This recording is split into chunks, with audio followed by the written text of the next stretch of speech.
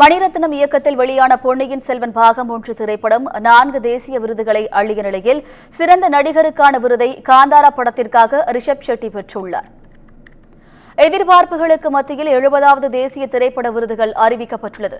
அதன்படி தமிழில் சிறந்த திரைப்படமாக பொன்னியின் செல்வன் பாகம் 1 படத்திற்கு விருது வழங்குவதாக தெரிவிக்கப்பட்டுள்ளது. சிறந்த பின்னணி இசைக்காக அதே படத்திற்காக இசையமைப்பாளர் AR ரஹ்மானுக்கு அறிவிக்கப்பட்டுள்ளது. இது AR ரஹ்மானின் 7வது தேசிய விருது என்பது குறிப்பிடத்தக்கது. சிறந்த ஒளிப்பதிவுக்காக பொன்னியின் செல்வன் 1 படத்தில் பணியாற்றிய ரவிவர்மனுக்கும் அதே படத்திற்காக சிறந்த ஒலி வடிவமைப்புக்காக ஆனந்த் கிருஷ்ணமூர்த்திக்கும் விருதுகள் அறிவிக்கப்பட்டுள்ளது. சிறந்த நடிகைக்கான விருது திருச்சிற்றம்பலம் படத்தில் நடித்த நித்யா மேனனுக்கு அறிவிக்கப்பட்டுள்ளது.